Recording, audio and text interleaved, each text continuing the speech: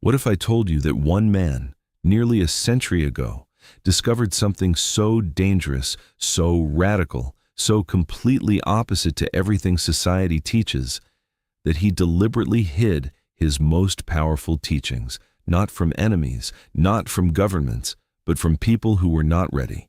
His name was Neville Goddard, and what he knew, most people who quote him today still do not understand. You have heard his famous words. Assume the feeling of the wish fulfilled. Imagination creates reality. Live in the end. But those were the surface teachings, the ones he gave to the crowd.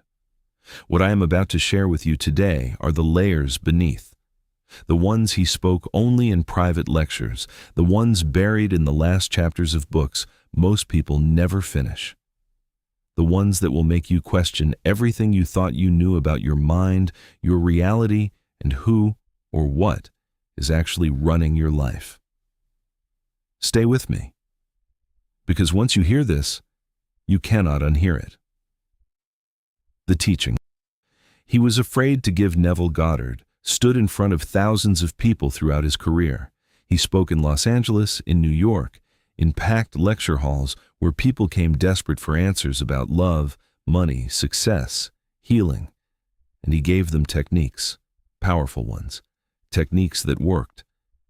But there was always a moment, recorded in his private lectures, where he would pause, lower his voice, and say something that made the entire room go silent. He would say, "I am almost afraid to tell you this." Almost afraid. Think about that.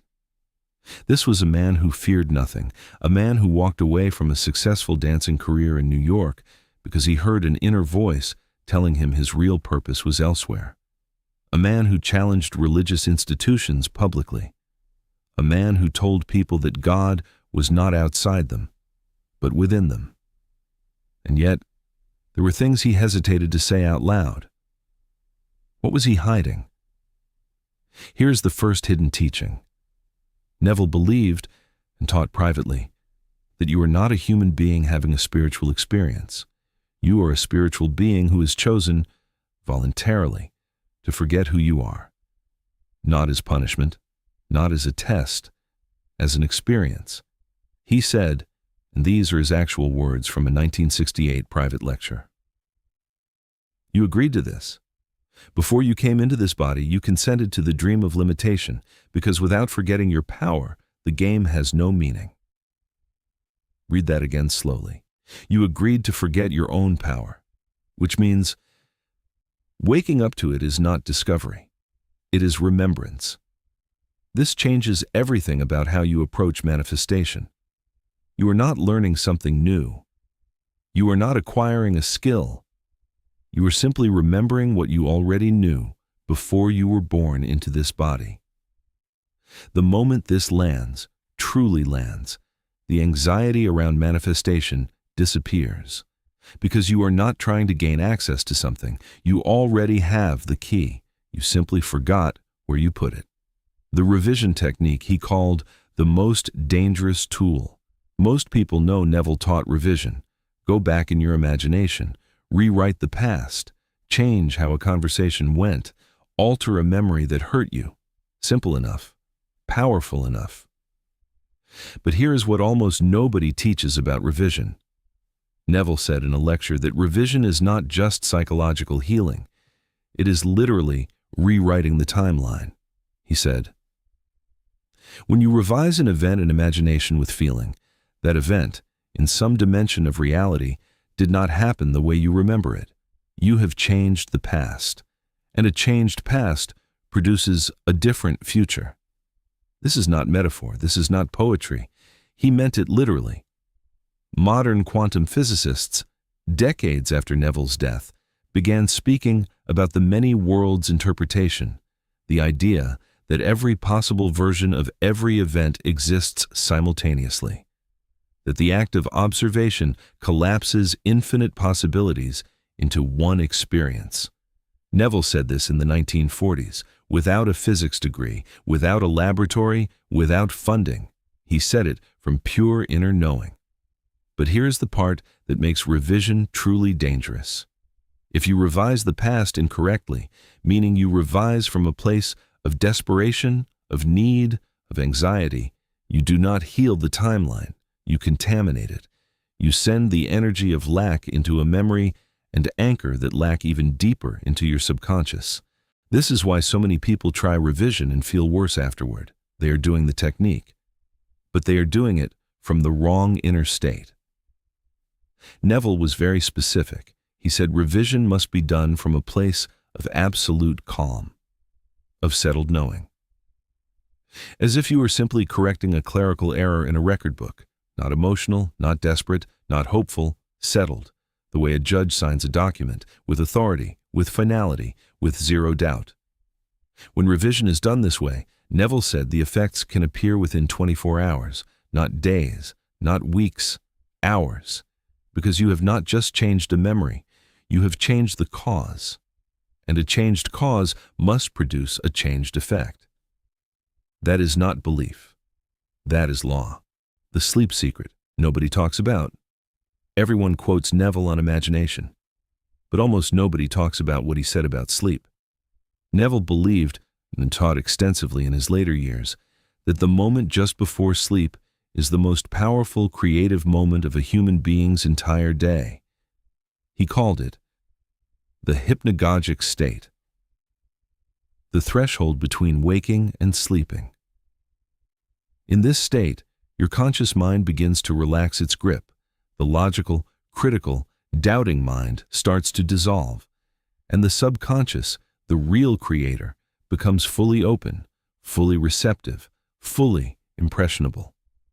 Neville said, whatever thought, feeling, or scene you carry into sleep, your subconscious will accept as a command and work all night to make it real. All night, while you rest, while you dream. While your conscious mind is completely offline, your subconscious is working, building, arranging, orchestrating events, people, circumstances, all to match the last impression you gave it before you fell asleep. This is why Neville was obsessive about what he called the wouldn't it be wonderful feeling at bedtime, not a specific visualization, not a rigid scene, just a feeling. The feeling of something wonderful having already happened. A warmth in the chest, a quiet smile, a deep exhale of relief. He said that feeling, held for even 30 seconds at the edge of sleep, is more powerful than hours of daytime affirmations. Because at that threshold, you bypass the guard being your own doubt. Your doubt cannot follow you into sleep, but your assumption can. And your assumption, held at that sacred threshold, becomes the seed that your subconscious grows all night long. Here is what makes this even more fascinating. Neville said that many of your so-called dreams are not random. They are not just the brain processing information. Some of them are previews, your subconscious showing you what it is building. He said, if you begin to have vivid, peaceful, warm dreams about your desire, do not dismiss them as fantasy. Treat them as confirmation. The construction is already underway. The identity secret that changes everything.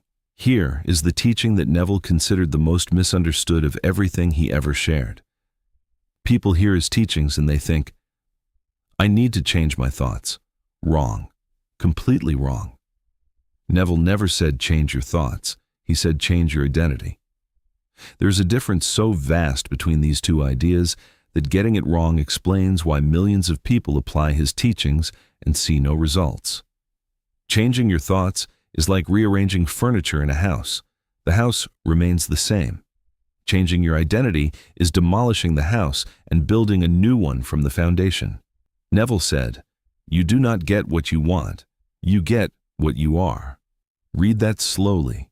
You do not get what you want, you get what you are. If you want wealth but your identity is someone who struggles, your thoughts about wealth will always be overridden by your deeper sense of self.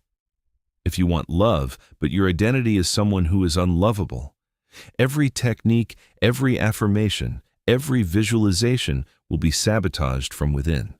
The subconscious does not respond to what you think. It responds to what you believe yourself to be. So how do you change identity? Neville said, through what he called sleeping in the state. Not visiting the desired state occasionally, not dipping your toe in, living there, breathing there, thinking from there. Not thinking about being wealthy, thinking as a wealthy person thinks, not imagining being loved. Feeling as a loved person feels, as their default, as their normal, as their baseline. He said most people treat their desired state like a vacation destination. They visit it during meditation, they pack their bags, go there for a few minutes, enjoy the feeling, and then come back home to their old identity. And then they wonder why nothing changes. Neville said, stop visiting, move in, unpack your bags, redecorate, make the desired state your permanent residence, and when the old thoughts come, and they will, do not fight them. Do not argue with them. Simply notice them from the new address, the way a king notices a peasant's opinion, with complete indifference. Because where you live now, those thoughts do not belong. The most hidden teaching of all. Now, we arrive at the teaching Neville saved for last, the one he considered the crown of everything he ever taught, the one that most of his followers, even today, either skip over or cannot accept. He called it the awakening. Neville said that manifestation, getting things, attracting people, changing circumstances, was never the point. It was the training ground. He said that every human being on this earth is God, the infinite consciousness, asleep inside a human body, playing a game of limitation, experiencing contrast, desire, loss, and longing, so that the infinite could know itself through finite experience, and manifestation, the practice of using imagination to change reality, was simply the first step of waking up. Because when you successfully manifest something from pure imagination, with no physical action, no logical explanation, no external cause, something breaks inside you. A wall. The wall between what you thought was possible and what actually is. And once that wall breaks, it never fully rebuilds. You begin to question everything. If my imagination created that, what else has it created? If I attracted that person, who attracted the difficult ones? If I changed that circumstance, who created the original one? And eventually, you arrive at the only answer Neville considered acceptable. You did. All of it. The good, the painful, the beautiful, the devastating. All of it. Your own consciousness, your own assumptions, your own forgotten creative power manifesting experience after experience until you finally wake up to what you are. Neville said, "The day will come when you will no longer need to manifest anything, because you will know that you already are everything." That day he called the awakening. Not a religious event, not a supernatural occurrence, simply the moment when a being remembers, I am not in this world is in me. So here you stand, at the edge of something most people will never find, not because it is hidden, but because it requires something most people are unwilling to give. Not money, not time, not effort. Surrender. The surrender of the old story, the old identity, the old belief that you are small, limited, at the mercy of a world that happens to you. Neville Goddard spent his entire life delivering one message in 1,000 different ways. You are not the effect, you are the cause. You are not the dream, you are the dreamer.